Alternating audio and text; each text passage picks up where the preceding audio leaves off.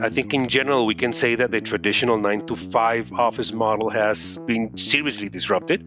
It would be an understatement to say that the COVID-19 pandemic has changed the world. Among those changes, our work culture is experiencing a significant shift towards a new model. The question is, what is your business? What is the culture you want to build behind? And it's not anymore, I like or dislike working from home. Even though the global pandemic allowed us to learn a lot about remote work, we will be facing challenges for years to come that are much more profound than we may have originally thought. At Globant, we help companies around the world reinvent themselves and find their way forward through digital and cognitive transformation. We help them create a way forward. Welcome to Unscripted Tech, a Globant original podcast about the trends that are changing how the technology game is played and about what we do with them. My name is Rebecca Reed, and I'm a digital marketing strategist at Globant. Over the next 6 episodes, we'll be talking about technology trends that are changing the game for companies across all industries. Each episode will feature conversations with Globers from around the world, disruptors, trailblazers, and igniters that will channel innovation and creativity to provide a better understanding of what comes next with each of these tech trends. Let's dive in. On today's episode, we'll be discussing the home office and the changes we face after losing consistent day-to-day contact. Just a disclaimer, of course, this interview was recorded remotely. I think the surface of the iceberg is obvious, the massification of remote work, and workers from all industry segments have found themselves working from their homes. But I think the fundamentals are not that. That's just the tip of the iceberg. If you look below the surface, we have had impact in the fundamentals of how companies are going to operate and how they're operating. Diego Maldonado is Managing Director of Adaptive Organizations, a group of studios within Globant that helps companies overcome changes in work processes. So what we have been working in many companies was how to keep people engaged, how the technology, instead of being something that you had to introduce in people's life, is something that really helps people to keep connected. Adriana Sklar is studio partner for cultural hacking at Globant. She helps customers think about how to positively transform both their people and their culture. Adriana's role became crucial to implement changes derived from COVID-19. Companies are asking the questions are, how do you make an organization work with a distributed team and they all have a common goal and purpose? I think one of the big questions to answer is how will you achieve a common goal or purpose? What is your company culture? What are the types of technology that is going to be required beyond connectivity? Yes, I completely agree with what you mentioned. And what we have seen is that what changed was the relationship with things. So how you relate to technology, how you relate with the place you work, with your coworkers. And this created a lot of changes. And as you mentioned, one of them is how do we keep achieving our goals and how do we really create engagement within the teams, even though we are away. And I think that this reshaped completely the organizations. We have been working with many industries, and the challenges seems to be different, but I think that for the very first time, there are a lot of things that are in common. And one of them, as you mentioned, is the engagement and the goals. How do you really create productivity? But how do you also create that sense of belonging that will lead people to really be willing to work? A very interesting thing that just happened. I am very close to Salesforce because that's kind of like where I come from and the group that I lead, one of the groups that I lead here in Globant. And I'm just fascinated with the things that are being done with Slack that was recently acquired by Salesforce. And it's how a technology such as Slack is integrating to a technology like Salesforce to actually impact on the way the future of the offices are, on how people are going to be interacting with each other. I also think the other topic that I mentioned is the culture, and it is something that we're also encountering a lot, and it's the challenge of, would you need to redefine your company's culture? Because I think I think it's very tough to keep building on a value-based culture in a distributed model. I mean, just think of all the topics like diversity and inclusion that companies have been advancing in all these years, and to have those same type of initiatives with a distributed model is also something that's very, very, very difficult. The question behind that is, are you ready to do it? Is it the time? It is related to your business? I think that every company will be switching the way they think about working from home and be distributed. But at the same time, there are companies that are made based on the fact that they can be distributed, and they have been already working on that. There are others that is a good idea for them to go some days. And there are other companies that maybe they need to go due to the fact of the type of activity that they have. But I think in the future, the introduction of the technology will help for most of the companies to be able to be distributed. Even though we are talking about the companies, but at the same time, when I look at people, at the very beginning, people will tend to say, I want to work from home the whole day. But with with the continuity of the pandemic time, people start saying, I really need to socialize. Some of them find new places to socialize, but some others really need to go back to the office to find that place. So I think that the answer to the question you mentioned about being distributed or not, or being at home, or having an office, I think that this will be like one by one in every company. Do you run into, I mean, when I talk to some of our customers, I think there's a common thread here, and it's a little bit frustrating, is that everybody's realizing that around all questions like these, there is no single answer or silver bullet for anything.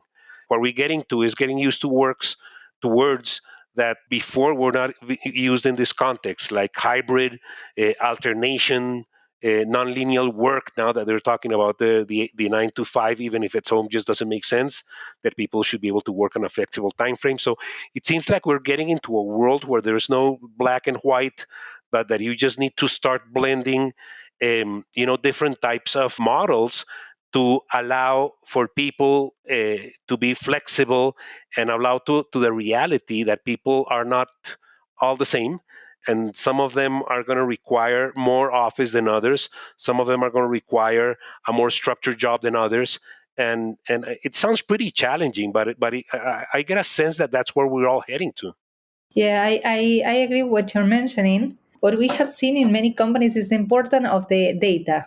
Instead of being able to, just have this conversation and take a decision just because we feel or we think that things are had to happen in a certain way, what we had to look forward is for data and how to make sure that that data is always available. And on the other hand, how to make people complete that information. So we have been working with many companies on how to introduce polls, to questions that you do all the time, and dashboards that will give you the information in order to take decisions based on this information.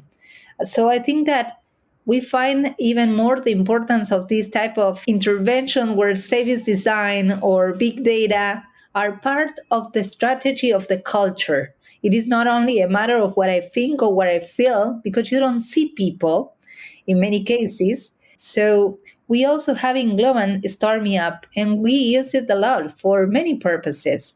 One of them is to connect people so they are not isolated.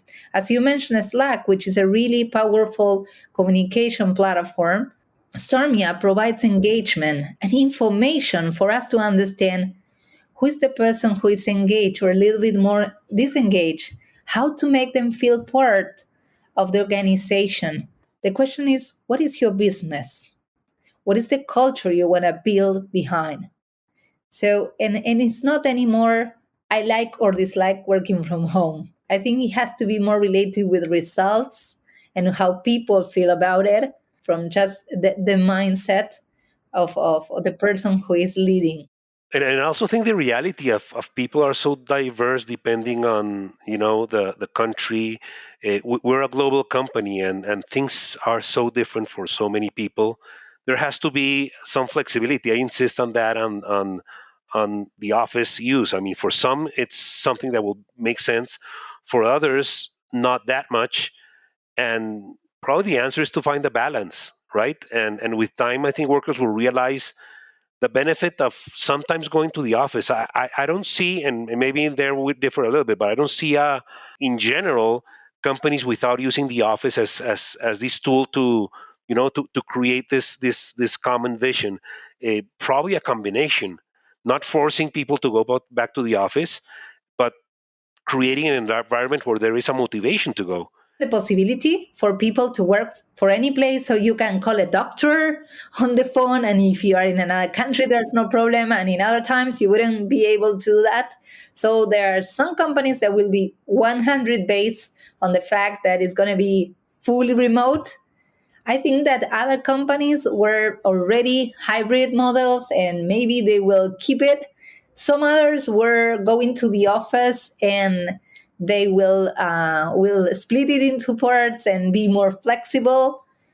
So I don't think that just one fits all. And I agree with the diversity that you're mentioning, in which I find many views of that. The diversity on the generations. So little kids were born with technology. They are teaching grandparents how to use it.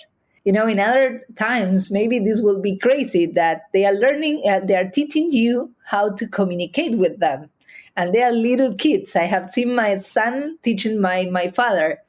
And then you have on the other hand, the diversity of the different countries. So it's not the same on the different places according to how do they feel on working from home or being with the family the whole day. Sometimes it's the good news, sometimes it's the bad news. And then you have the diversity regarding, are you living alone or you're living with your families? I have seen many people feeling isolated and a little bit depressed due to the fact that they are alone the whole day working at home. So going back to the office is going to be crucial. Or I see mothers or fathers who are working from home and they find it good and bad. I mean, it's you have so many variables that I think that it's going to be every company will have to analyze again the business. I don't have my own perspective. I think I know what I want for my life, but I'm not. I don't have like a vision on everyone has to do the same, because I think that behind that there are human people who are diverse and they think differently. You have to know if you want to move your business towards results. People come here first, listen to them, and match that with your business and make magic. I also think when you mention another example, I insist in that is I think remote work has also uncovered something that is the flexible time. I think flexible time is something that is going to also stay. And it triggered my mind when you mentioned, Adri, for example, the people that have kids in their house that can work during certain specific times where the kids allow them to, and other times where, for example, they went to daycare and come back. So, and maybe working and catching up later in the evening. And that is something that I also see and I perceive that is probably going to stay. And for all of the examples you mentioned and the flexibility, I think the underlying factor is going to be the use of technology to be able to allow this to happen. I think if we're not basing everything on technology to be able to do this, it's impossible. Who's going to be leading these in the companies?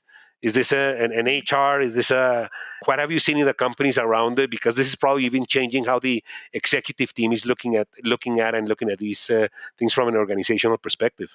I truly believe that this is a time of multidisciplinary teams. It's the end of just one person leading everything.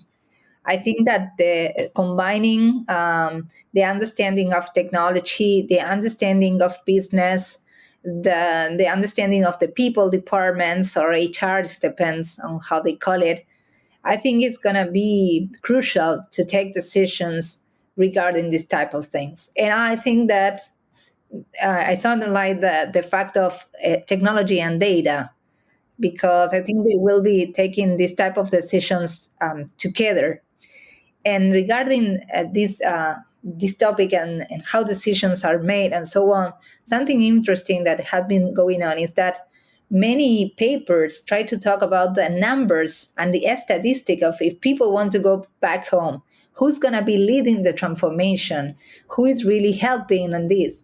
And what is interesting is that meanwhile time goes by, the statistics keep changing. and people can change in their minds of what they want and how they want it. And I think that that's why multidisciplinary teams really can help to solve this. And I think that's something we are not mentioning, but it has to do with leadership, is that we had to be really aware of the importance of how to introduce new skills in order to lead people from that are working from home, and also on the other hand how to help leaders to be kind to themselves because they are going through the same situation. I mean, it's not only the team members who are going by the situation, but the leaders are really going through a tough moment, and they had to help them. Teams where you're a great leader, Diego, so I would like to hear a little bit more about what was your experience and how you handle this.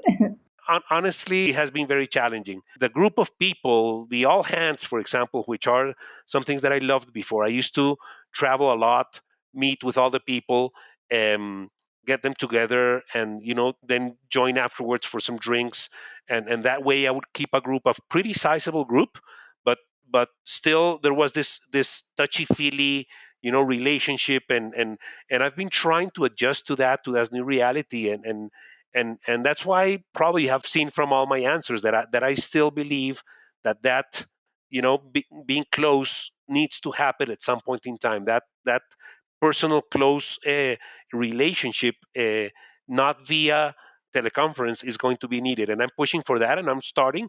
If you ask me, I'm starting to do that again. I'm combining this on-site experiences. I'm starting to travel again.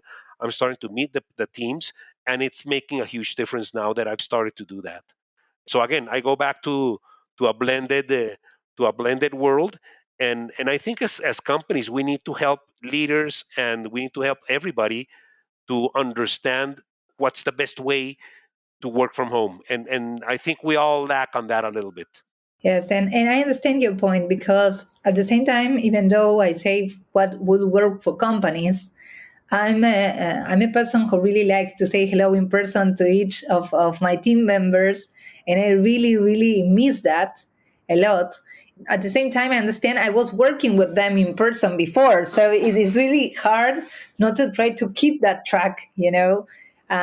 But if I have started in a company which was fully remote, maybe it wouldn't be the same case. And I think that's what comes to my mind every time I think about this topic. You were going to say something.